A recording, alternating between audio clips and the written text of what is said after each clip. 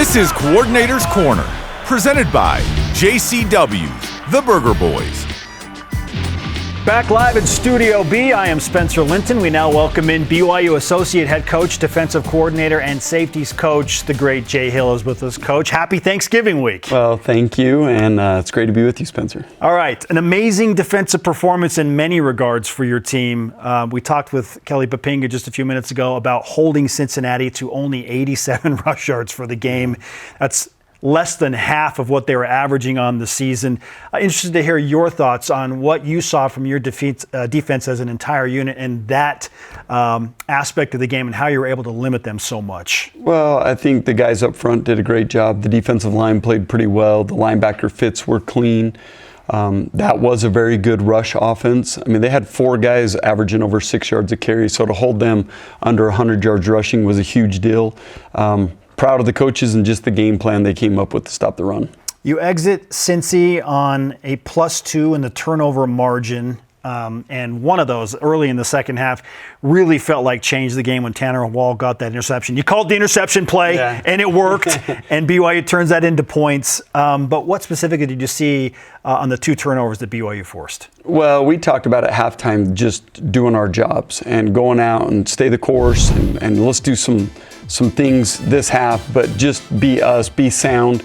And this first one's a great example. We got him off his spot, which we talked about, get him scrambling a little bit, threw up a ball that he probably shouldn't have thrown.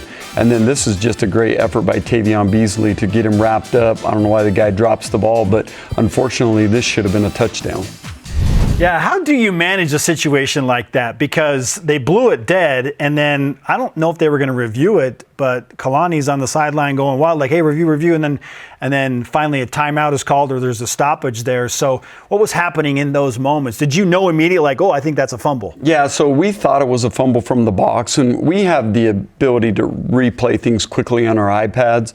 We thought it was a fumble. We were telling Kalani, hey, don't let the play get snapped, because they at least need to look at this one closely. But refs make mistakes too. I mean, they're human. We're all human. Unfortunately, that occurred in the game. That should have been a touchdown. It wasn't, but that wasn't really affecting the outcome of the game as long as we just bow up and get out of that drive. The defensive line, as we mentioned, played super strong and led by Keanu Tanuvasa, who is having this late season surge. What are you seeing from Keanu specifically to really show his force on the defensive line? Well, he's really playing with great pad level. He's playing with great technique right now. I think Coach Sione and Coach Anderson have done a great job with him. He's always been that confident, plays with the swagger, great leader. He's always had that. Now he's playing within what we're asking him to do in the defense, and he's just really been a dominant force the last 6 or 7 games. What type of energy does he bring to your team? Oh, he's such a great leader, and I love his passion for the game, his passion for life. He's tough. This is a great play. I mean, you watch his physicality, him running down the ball. There's so many things he brings to you, one as a player, but also the other intangibles as a leader, a person. He's just so valuable to us. It's clear BYU wants to send a physical message. It's easier said than done, especially in late November when you have everybody basically nicked up and bruised, but your strength and conditioning staff has been mentioned several times by you and other members of the coaching staff as to what they have done to keep your guys good and ready to go out and play this physically. How has that impacted how you coach the game and can call a game? Well, the science behind it with Skylar and Colby, those guys, they're our sports scientists, are so good with what they do. And then the strength coaches, Ryan Phillips and his staff, have been outstanding all year. Our guys know how to work. They know how to be disciplined. They know how to be tough. They know how to be coachable. And so much of that is a big reason why we're successful right now is just the discipline of the defense and the discipline of the entire team. And just a lot of that is instilled in the weight room. As we watch these defensive highlights, for the first time this year, it felt like the defense watched LJ Martin and physicality seal the game. What was that like for you in the box, watching Cincinnati not be able to stop him? Well, you guys, I mean, everyone knows how I feel about our offense. I think they do a phenomenal job of taking care of the football. They do a great job of running the ball. They have creative schemes. I love our coaches. I love the way our players play. It doesn't surprise me that they went into that environment and were able to rush the ball the way they would. We're talking about the strength staff. I thought LJ Martin had one of the best summers on the whole football team. Just his speed, his toughness, the way he worked. He was outstanding all summer. So for him to be doing what he's doing late in the year does not surprise me at all. What's the box like at that moment? What are the emotions like from the coaches up there, Jay, when you're watching him do his thing? Well, I mean, it's a great thing, obviously, to watch our guys be physical and impose their will a little bit. And there were moments in that game where I'm talking to the defensive coaches like, guys, just get off the field and get the offense back on the field, because right now they can't stop our run game. And that's where we got to play complementary football, where when they're moving the ball so well, we need to get off the field quicker. We bent in this game, didn't really break, but we need to be more dominant getting off the field a little quicker. All right, we'll take a quick look at your defensive players of the week in that win over Cincinnati. Two defensive ends with Bodie Schoonover and Tausili Akana. Let's start with Bodie and his performance. What'd you like most about what he brought? Well, he brought it right from the first play of the game. He gets a TFL. They have him blocked, actually, and he just knocks the tight end just way back in the backfield, makes a huge play right here. You get to see it. And that just got us started, just the physical dominance that he played with and the toughness that you need to be able to stop the run. I think he brings that to us. He's a pretty tenacious guy. And then Tausili Akana does such a great job at just getting after the passer. He's really done a good job the last 3 weeks of learning the defense. He's getting more and more comfortable. He's playing more and more. And his presence is felt when he's in there rushing the passer. We're in the Coordinator's Corner, brought to you by JCW's, the Burger Boys. It is the home finale for BYU on Saturday, hosting UCF. They leave Orlando, come to 4,000 plus feet, maybe some snow, and there will be some emotions, no doubt about it, for the seniors who have brought so much to this program. As we welcome back in Jay Hill, the defensive coordinator. Coach, it happens every year. This is not a new process. You know how this goes, but how do you feel about this specific group of seniors and what they have meant to BYU football? Well, they've got to be one of the winningest groups in the history of BYU football. They've had phenomenal seasons. This will be their third 10-win season. They're great leaders. They work. They're tough. They're disciplined. Enough can't be said of what they've really meant to this program. Let's mention some of those names, and we'll do it in pairs or maybe in trios. But John Taumoepeau, Logan Latui to begin. Well, both walk-ons that have earned their way to be some of our very best players. They've just got better and better since they've been here. They're reliable, they're dependable, they're physical. Those are two that are going to be hard for me to lose. Okay, and then let's talk about your linebacker, Jack Kelly. I mean, he's been your guy for a long time, going back to Weber State days. Well, just like Logan, right? These guys were ones that I wanted with me. They came here, they've played great. Jack's one of those guys that is a ferocious pass rusher. He's just got better and better as a linebacker. The BYU fans have really embraced him as one of their own, which I'm happy for, and I love that about our fans, that they'll do that. And he just continues to make plays each week. Your safeties, you coach them. You have extra tight relationships with these guys, Tanner Wall and Talon Alfrey. It's hard for me to imagine that they're not going to be emotional having to say goodbye to you. Well, they're the epitome of what you want to coach. They do everything we ask them to do. They prepare each week. And Talon's a great example. He doesn't necessarily always know exactly how many plays he's going to play, but you talk about a guy that does everything right.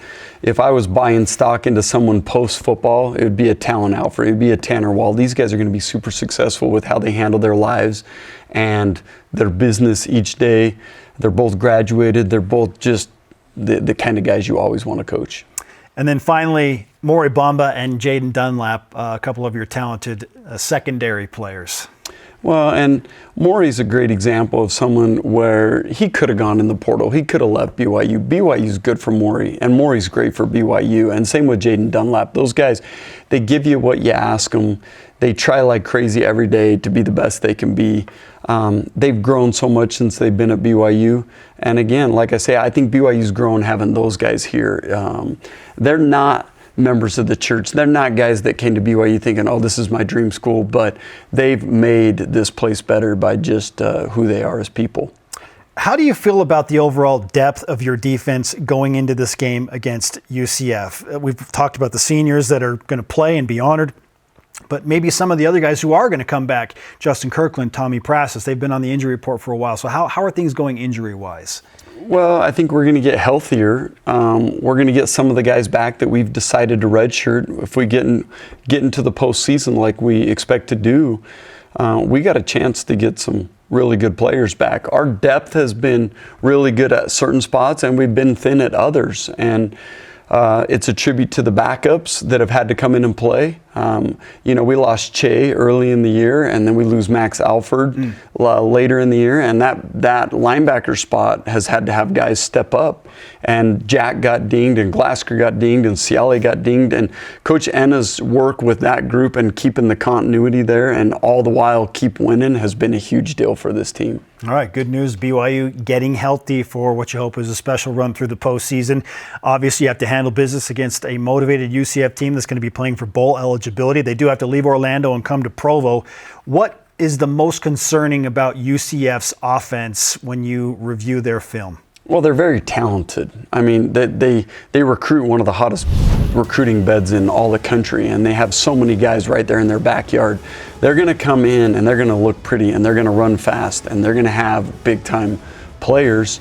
Our deal is going to be able to match what they do execution-wise and just be ready to play our game on our own field, and hopefully the crowd is just a huge home field advantage for us. How do you feel about the prospect of an 11 a.m. kickoff on Thanksgiving week when snow is in the forecast? Well, we love it, right? The colder the better as far as we go. I mean, it's what that should be advantage us.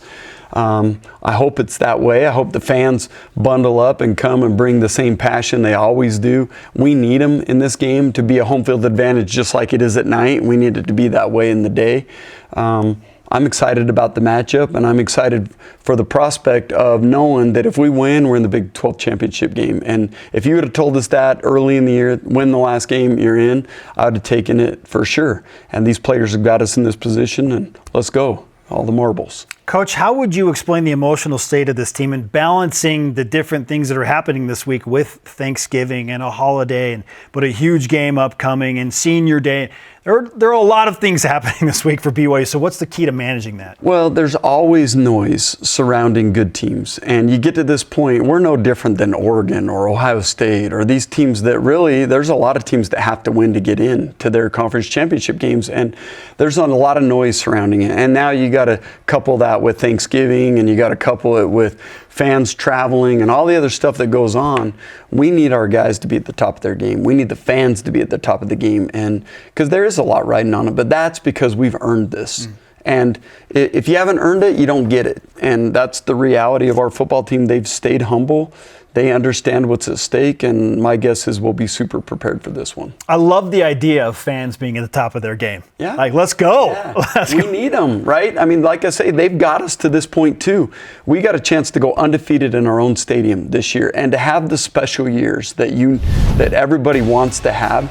We got to have the stadium electric like it was for the Utah game. We got to have this place a home field advantage, and we need the fans at the top of their game so we can get this done because they're part of this puzzle too.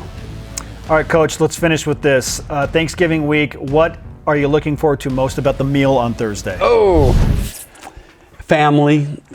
We as coaches get so dang busy with everything going on.